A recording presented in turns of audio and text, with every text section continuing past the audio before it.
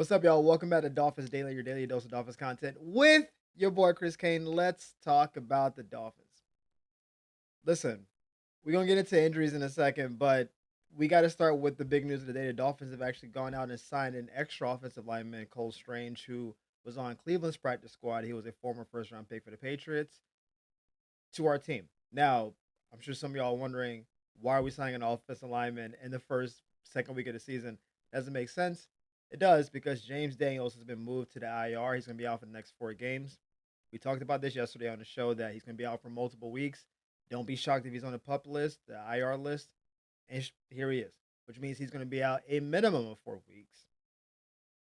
Could be longer than that. I predict it's going to be longer than 4 weeks, but that's how it typically goes. When they set out several weeks, you could just bet they're going to err on the side of caution. Pecs are a dicey muscle group because of where they insert. Basically, like your pec inserts into your shoulder, and your shoulder is where you get your power from, right? So if you're not, you can't push, then you can't be an offensive lineman. So depending on how severe that pec injury is, that's going to determine how long James is going to be out. As for Cole Strange, he was on Cleveland's practice squad. Now, Cleveland's offensive line is pretty solid. They're not as elite as they were at one point when they had Baker Mayfield. Their own line was arguably, top five, top seven in the league. Really, really strong on the line. The line is still pretty good, not as good as they were. So Cole being on the practice squad doesn't tell me he's not a good player. It just tells me he couldn't break into their upper echelon of players. But I think he should at least have been a backup. So the fact that he's on the practice squad tells me either he hasn't been performing well or has been just banged up and got beat out for his job. He was a former first round pick though. And the Patriots drafted him, and the Patriots are typically good at drafting guys in the trenches. So maybe his tape and his upside is good. And again, we're not getting this guy to be our long term solution anyway. Worst case, he's going to be playing this position for the next like 6 weeks, presumably, right? If it's longer than that, then I think we already have some other issues because I think Liam should be back before that time is out. So my understanding is he's going to come in, and then when Liam is healthy, they will probably switch positions, unless he's balling, in which case, Liam, you can stay on the bench. But this isn't this can't be seen as like a good move though, in terms of what the year looks like.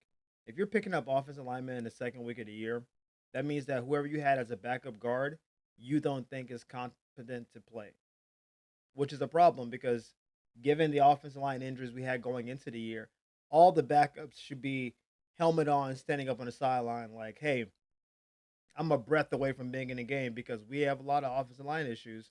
So the fact that we don't feel like we have the best replacement guard on the roster is not great. I don't love that team construction aspect of it. The fact that he was with the Patriots and with the Browns, we played both of those teams this year. Maybe there's some individual scheming he may know about that can help us on some, you know, insider information stuff. But I would hope that he just comes in and is solid. Again, we don't need like elite offensive guard play. You just can't be deficient at the position. Most guards we don't know in the league. If I said who's the guard starting guards for the Rams, unless you're a Rams fan, you wouldn't know. But does Matt Stafford have time to throw? Is Kyron Williams constantly getting positive yardage? Yeah. Like that's fine for an offensive lineman to almost be anonymous. And then at the higher levels, you get the Dickersons and the Trent Williams, and you get like those guys, Lane Johnsons, who are just like amazing at their position. It's like okay, you stand out. Most offensive linemen are kind of like in the shadows. You would see him in real life. This 6'7", 340-pound man, like you don't work at the bank, but you don't have to know them by name. If Cole Strange comes in the game and you don't hear his name being called, or you don't hear pressure coming from his side, he's done his job. We don't need you to be like all world. Just don't be bad. So, welcome to the team. Hopefully we have a good fill in during the time that James is out, and then James can get back healthy because he literally played 3 snaps and got hurt.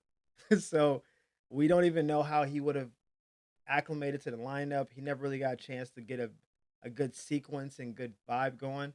He already got hurt. So, James, wish you speedy recovery. We'll see you hopefully in 5 weeks, but I think it will probably be a little bit longer. Keeping a trend going, Austin Jackson's toe injury is most likely a concern. Like he went and got a second opinion this week to say, "Hey, what's going on with this toe?" And that's not good. I know toes feel insignificant, like, oh, these guys are giant. Who cares about a toe? Your toe is so important to how your foot moves and how you distribute your weight that if your toe is so like let's say this is your toe. My hand the frame. This guy. If this toe is hurt, you shift your weight here.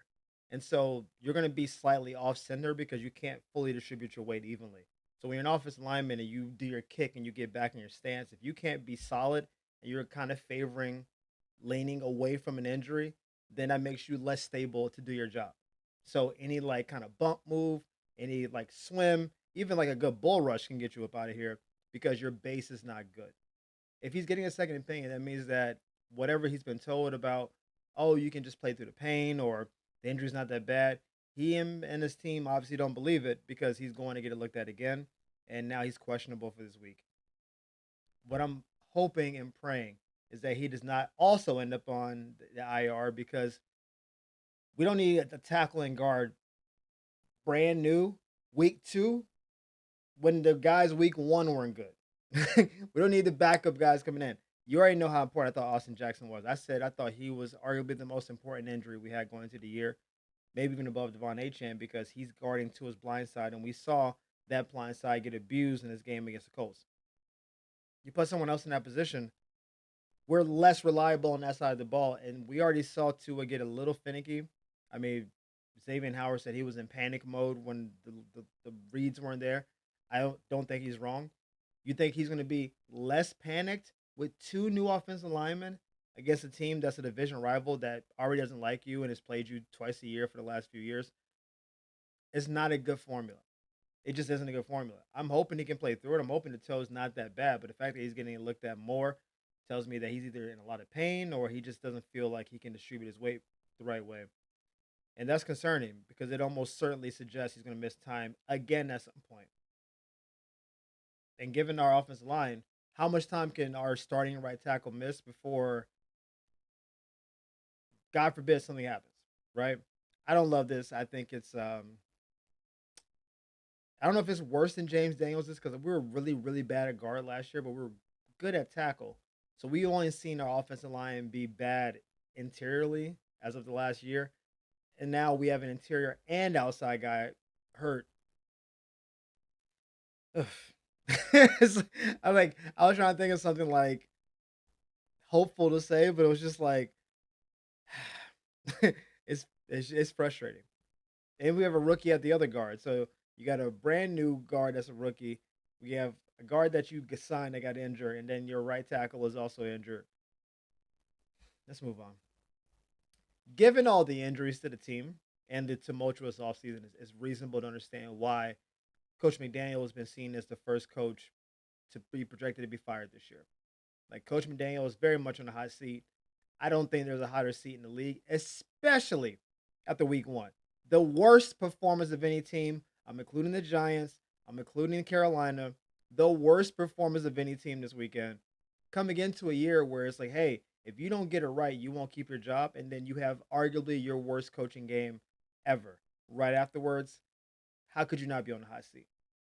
Rex Ryan came on TV today and did the just the real condescending, calling him McGenius and all that. Now they said that about like Eric Mangini too. So the fact that he used the same name is like, can you be more original? Like you've already used that name before. It's fine. I guess I don't attach Rex Ryan to like the most creative. Um, Rex Ryan is a very old school, like, you know, I'm a man, physicality, defensive coordinator kind of guy. So Coach McDaniel literally is like the antithesis of what he is. So of course he doesn't like him because that's not his people.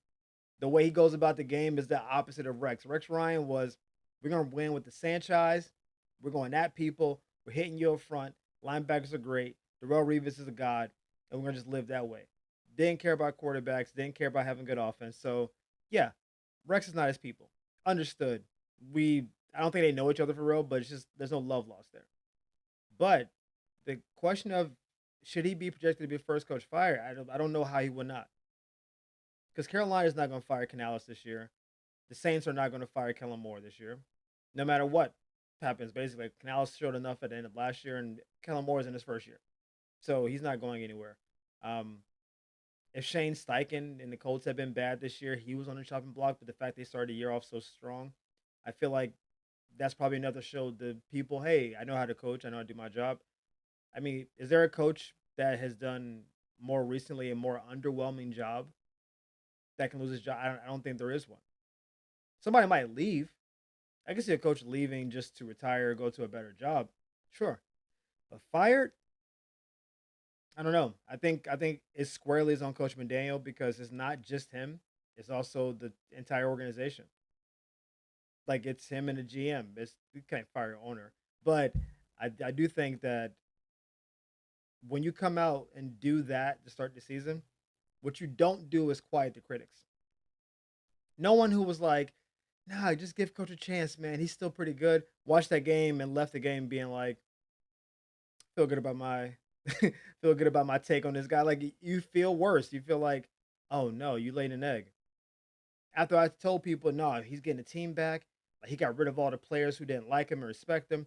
Now these guys are gonna fall in line. All off season we talked about, hey, reestablishing culture, culture. Bradley Chubb's talking about culture. Tua was talking about it. Devon Achane talking about it. Jordan Brooks is talking about it. Obviously, Coach McDaniel's talking about it. Teron Armstead, who's not even on the team anymore, was talking about culture. And then you go out there and get pistol whipped, and then you can just be like, on a week two, like that doesn't make people feel good. And I'm gonna get into this on the next topic, but let me tell you, I haven't seen a fan base this hot in some time. Like this is like they never were this hot under the Flores administration, honestly. Like as much as things weren't great, he just seemed like he had a better control of the team. Him and Tua didn't like each other, of course, but it wasn't like this guy sucks, get rid of him. It was more like, did we get the right quarterback? Is he too old school? And there was like critiques, but it wasn't like I'm done with this guy. This feels, dare I say it, Cam Cameron esque. Is that too much? Cam Cameron, who may have had what wasn't the worst season ever because Detroit went defeated at some point. So Cam Cameron's year wasn't the worst season ever. It's the worst Dolphins season ever. And if Cam Cameron's trying to get a beer in the city, I don't know if he's gonna get one unless Greg Camarillo, the dream killer, gets it himself. But like the way I've been hearing people talk is akin to that. It's I don't have any faith in this dude. I don't want to hear this guy talk. That genius stuff, I don't see it. So when you lose the fan base, it's just like I don't know anything else. If you don't got the support of your people, you don't have the support. You can't keep doing it. You can't keep playing the quarterback if the fan base is booing them every time they're on the field. Like that doesn't work. And when you're a coach and people don't believe in what you're selling, then you're on your way. You're on your way to not being a coach anymore. So I wish coach the best. I mean, this he knows this is a make or break season. There's no, everyone knows it, and I hope that he spends this week in the lab, whatever level of motivation. If you got to bring in, Jason Taylor and some of the old legends like Sam Madison and these guys that talk you maybe Big Pat Sertan, like anybody to come in and big them up. Even Dan Marino, like if you could just like call it, Dan, I just need you, dog. Can you come in for 4 minutes, Dan? I'll pay you. I'll pay you your appearance fee. I just need you to come in and give us some love, whatever it has to be, because the clock is ticking. And if he can do his job, he can turn it back. But if he starts messing up, it's gonna start going faster. So it's sound like an episode of 24, and he does not want that. We're gonna jump into the comments, and let me tell you, these people, you people, fans, have been in my comments going crazy. These dudes want everything to change. I'm seeing more people say blow it up after week one than I've ever heard before now. And a lot of it is one, should we blow it up? And then two, where do we go after that, right? So I'll answer both questions.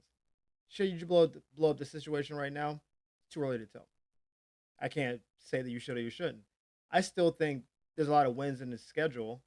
I thought this was one of them. So that's one less win than, was predicted. And that means you have to pick up a win somewhere else. I still see 9 wins on the schedule, possibly. If you lose another game like this, though, then you got to start thinking that 500. Well, there's no 500, 17 games. You guys start thinking we're missing the playoffs. If you're going to miss the playoffs, then you might as well miss the playoffs badly and try to get a better draft stock. So we're not in a position now where I think blow everything up. I'm not there.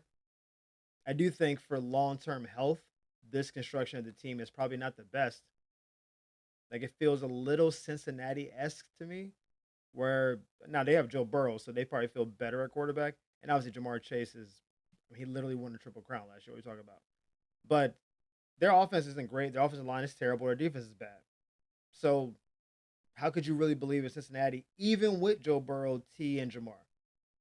And we're built like a poor man's version of that. Not good in the trenches, fast receivers, good, great receivers, good quarterback. I think Joe Burrow is obviously better than Tua, but we're built the same way. And Cincinnati is going to have the same situation where they have to kind of rebuild that team at some point. Either parlay T. Higgins into another player, a couple players, draft heavily on defense, develop for a few years, lose a division, maybe make the playoffs one of those years, but most likely not doing even that. Yeah, I think it's entirely possible that Miami strongly considers a rebuild. I think a game into the year is too early because if we win two of the next three, right? Let's say Jets and Patriots, and the Jets, I mean, even that looks a little dicey. I don't. I'm not going to even lie about the Buffalo game. I have no reason to believe our secondary can stop Josh Allen. We couldn't stop him last year. We're exponentially better players. I don't have a reason to believe we can stop Buffalo outside of an injury or a torrential downpour where Josh is rendered like less effective. Other than that, like it's what are we talking about? I imagine the spread is going to be at least 10 in that game, and even that might be low. But if we end up 2-2 after the first four games, I think that's not the worst thing in the world. You can build on that because we knew we were playing arguably our hardest opponent, our most hated, beat brother, beat us up team on our schedule is Buffalo. No matter when we play them, it's just one of those. We gotta play these boys again. Like it's annoying to play them. But if we get through this stretch 2-2, we look good against the Patriots, and then obviously look good against the Jets. I think that's enough to be like, all right, we're not taking on water yet. Let's give it some time. Let's get through weeks 5 and 8, because then we have that 3 game stretch where it's like Commanders, Baltimore. I want to say it's Bills again, and that, jeez, jeez, we're far a ways away from that. I think that's right after the Cleveland game, if I'm not mistaken. I'm trying to do schedule from memory. So yes, I wouldn't blow it up just yet. As for if coach gets fired, who should be the step in coach? I will tell you who I certainly do not want to be the coach. I don't want John Gruden near this team. I'm not a John Gruden guy. I think he's one of the more overrated coaches. Um, I think he's like a celebrity type coach, which I'm just not here for. I don't think he's a good culture dude. I'm just not here for it. I've seen his name a lot. He's going to be back in the league in the next couple of years. They've been greasing the tires for that to happen. He's going to be someone's OC and then someone's coach sometime between this year and next year. It's just he's too ever present. He's doing barstool stuff. He's doing stuff, but he's going to be back in coaching. Just wait. Um, I will prefer someone who I think is on the younger side, but I won't even mind them being on the defensive side of the ball. So probably not Coach Weaver. I don't think he would get promoted because it's like he's got some of the current stink on him. But someone like a Mike McDonald, who now is the Seattle coach, someone like that, I think Todd Monken will probably be in consideration. The Baltimore offensive coordinator now, he seems to be pretty creative with offensive game planning, but he also seems to be pretty creative with running the ball, which I think is great. Now he very much mismanaged the rest at the end of that Buffalo game by not giving Lamar the ball, but again, that's neither here nor there. I think he very much is in play. I think Joe Brady, who's the OC for Buffalo, very much in play. He knows Josh Allen very well. I think Buffalo's offense is awesome considering that I don't think their talent is great. One, their offensive line is fantastic. Don't get talked about enough. It just seems to be the Josh Allen show. That offensive line is awesome. They're big. They run block. They pass block. Josh holds the ball forever. They're doing their job. So if Joe Brady, I don't know if he had anything to do with the offensive line. If he had something to do with the construction of the line and then subsequently the play calling, the fact that he's getting so much out of the receivers who I don't think are great, lends me to believe that if we did do a rebuild and we end up bringing in some like Joshua Palmer level receivers, that he can scheme it up in a way that it will still work. We don't need all world first round talent receivers to be good. And he hasn't been a coach before. And again, he knows Josh Allen in the division. He knows the team. I think even any little insights he can give, I think he's made Josh better. Even though Josh is very good under Dave Bull as well. So those are people I would look for. I wouldn't look at any college coach. I don't get Ryan Day out of here. Never that. If I even hear of Franklin, I'm punching the TV. I don't I don't believe in that dude just in general. Yeah, I think those that makes the most sense to me. There's probably some assistant in the league that I'm not thinking of right now. That's like the DC for you can't do Vic Fangio, um, and you can't do Flores. You can't do Broncos DC. Yeah, I think it would be like a younger offensive coordinator type guy, like how what Kevin O'Connell's doing with the Vikings. I think that's what we thought we had in Josh McDaniel. I'm sorry, in Coach McDaniels. That's what we were hiring. Someone who seems to be a quarterback whisperer, who seems to be but a good manager of people and like a leader of men. Um, Coach McDaniel might be like a more genius, like he has more screws up there, but he also is like a little bit looser. I think this team doesn't do well with loose. We're not a good loose team. We need somebody that's going to be a little bit more on top of it, and while still keeping that creativity. So I'm out on Gruden. I'm out on Ryan Day. I think Nick Saban as a future GM is not out of the question. I think Nick Saban has a good eye for talent, for sure, discipline. But can you bring Nick Saban back to the Dolphins? Is an interesting thing. I think his ego will want to come back and kind of rewrite the script a little bit on his career because it's really that's the blunder. He was good at Michigan State, champion at LSU, all time great, the GOAT at Alabama, and then he has the Dolphins 15-17. So it looks like that's the blemish. And again, a game from 500 with no quarterback play is crazy. And that's seen as being bad. That's how goated Nick Saban is. But if he came back as a GM or player personnel dude, I wouldn't hate it. I think he would definitely help with the culture aspect of it, but he'll probably want his own guy at coach. So he might end up getting one of his former assistants, like a Lane Kiffin or a Sark or somebody like that. But I've gone too far with that. I do think there's some options out there, but I still think that's putting the cart before the horse. The year just started. We're on one. We're going to play a divisional game. You win this game, the fire comes down a little bit, and then we ratchet back up for Buffalo. And depending on how good that game is, if we lose a last second field goal to Buffalo and we play them really, really tough, then I think people are like, okay, cool. Week one, they just weren't ready. If we go out there and get drug and bludgeoned, yeah. I think that Jets game almost becomes a must win. You start 1-3, 0-3 in the division, you're getting fired. I just don't understand. There's no scenario to me. If you start losing to the Colts, actually it'd be 0-4. My God. Wait a minute. Like if we lose these first four or go 1-3, I don't see him making it to game five. I don't the fan base is just gonna check out. You can't be 0-3 in the division, 1-2 in the division, two blowout losses in the first four games and be like, yo, keep the faith. I just don't see it.